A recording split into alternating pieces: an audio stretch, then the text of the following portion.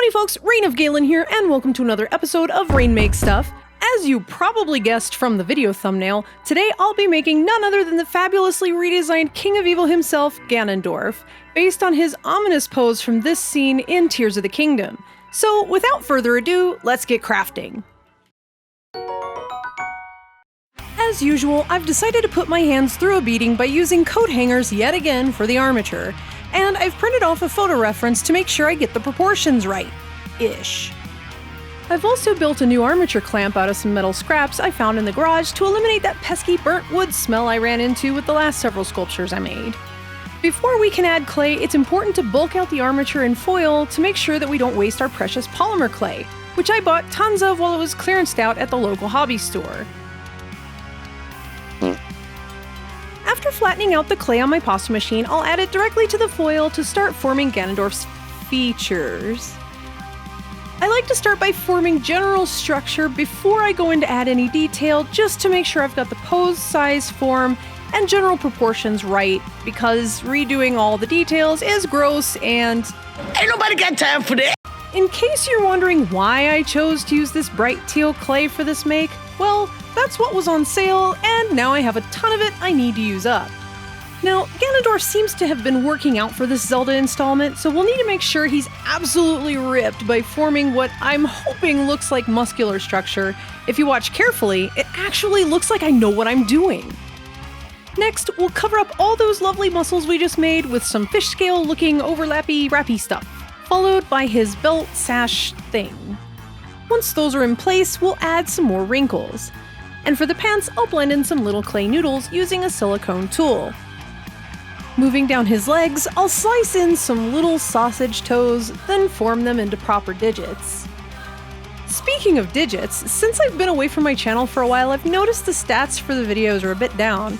So if you like what you're seeing, please give this video a like and hit that subscribe button so YouTube knows people actually watch my content, and so other folks like you can actually find this video. That said, please be aware that now that I've got a day job again, I won't be adding videos as frequently as I used to. But you know how it is, gotta pay the bills and be a grown-up and stuff.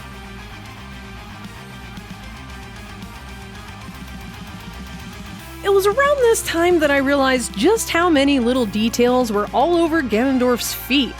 First, layers of the same wrappy stuff he had around his waist, then something to tie it with, then finally a whole bunch of who wears jewelry on their feet, really?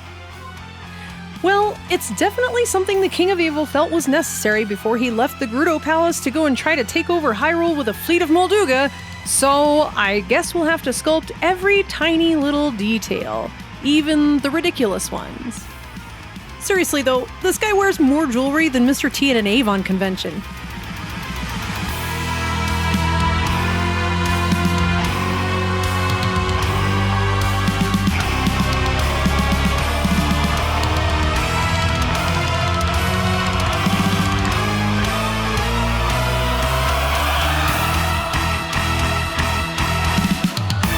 This is actually the most detail I've ever put into a sculpture without baking it first, so I'm getting a bit nervous about bumping into it or grabbing it in the wrong place at this point. However, it'll be easier to add all the jewelry now rather than attempting to put it on once his head's attached. After adding each piece of jewelry, I'm also brushing it lightly with some isopropyl alcohol to smooth out the rough edges and help blend it into the sculpture. Now we're finally ready to make a head. I'll start the same way I did with the body, with a foil-wrapped wire coated in a thin layer of clay. Then I'll press in some eye holes and start adding on clay to build the facial structure, beginning with a big ol' schnoz befitting the proboscis profuse people of the Gerudo. I mean, let's face it, our buddy Ganondorf has quite a sniffer on him. Your nose is humongous. Next, we'll add on more clay for those very prominent cheekbones of his, followed by small balls of clay for the eyes and eyelids. The clay can then be pushed into place as needed with whatever tools I have laying around at the time. Then I'll add more clay to start building out his eyebrows, which will mold into a nice, angry, furrowed brow, followed by more clay for his upper lip. And finally, one more little noodle for his bottom lip, all of which I'll blend in using my smallest silicone tool, before giving him a nice big chin that Thanos would be proud of.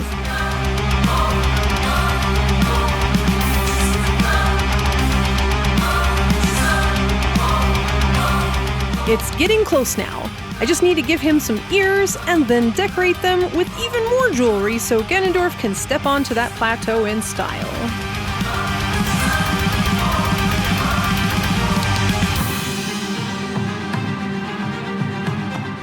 And now for the moment of truth.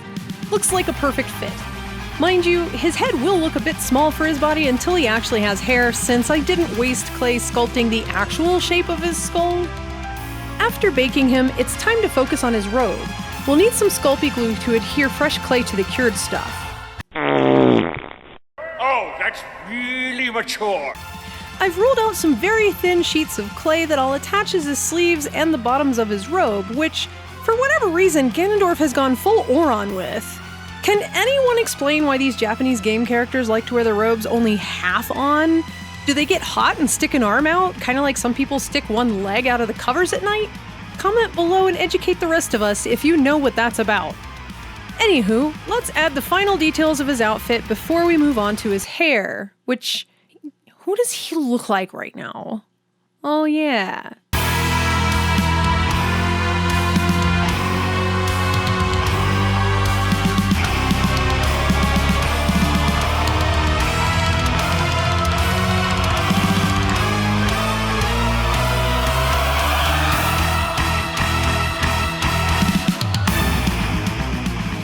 Okay, let's finish the sculpting up with a little blousing of his tunic, followed by the final details in his hair decor, because somehow he still didn't have enough jewelry on.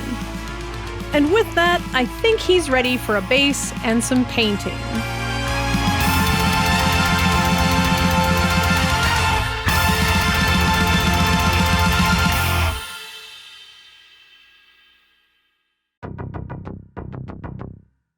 I'm going with a simple wooden base because I've already spent way more time than I'd planned on sculpting.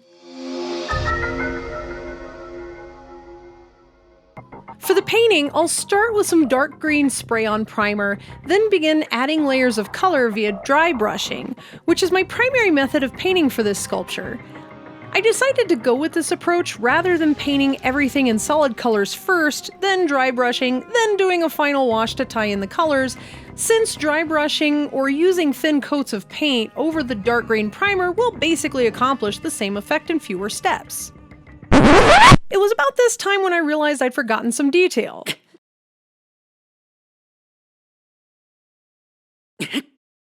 Specifically the little dangly bits on the end of his sleeves, so yeah. Now I have to figure out how to glue them on after the fact and make sure that they still look like they're part of the actual sculpture.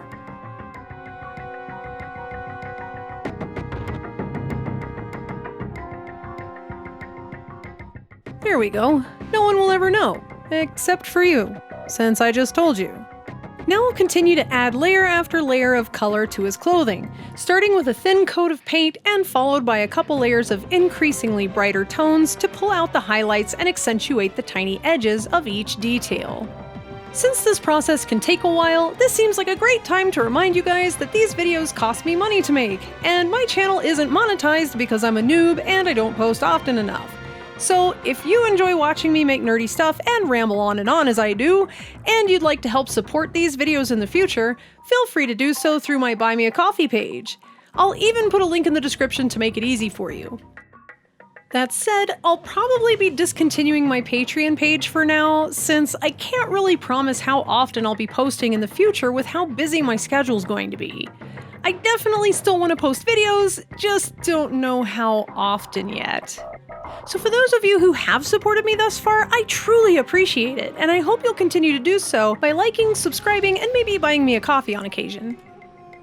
Okay, back to the make. For Ganondorf's hair, I don't want as much of the green to come through, since mixing green and red typically makes a gross brownish-blackish color, and I want him to have perfect, vibrant locks. Instead, I'll use a thicker coat of dark red acrylic, followed by a couple layers of increasingly brighter reds, until his hair has a really nice glow to it.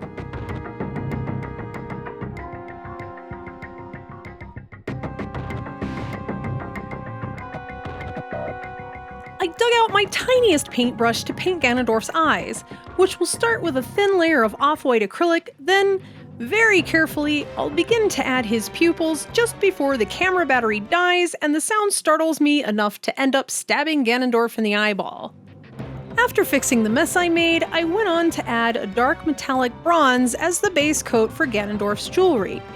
As with his hair, I don't want too much of the green to show through in his gold jewelry, so I'm only allowing a little to come through, and I'll be adding a brighter gold metallic paint on top of the bronze to let it pop and give it some dimension and glow.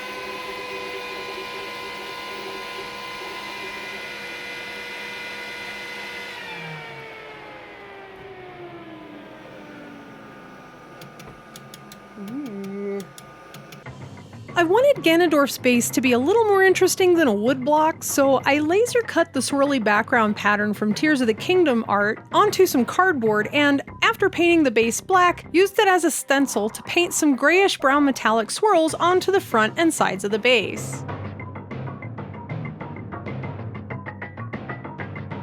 And for the final touch, we'll give Ganondorf's eyes that evil gleam we all know and love by brushing on a tiny bit of UV resin and curing it with a UV flashlight. And with that, it's finally time to view the finished sculpture.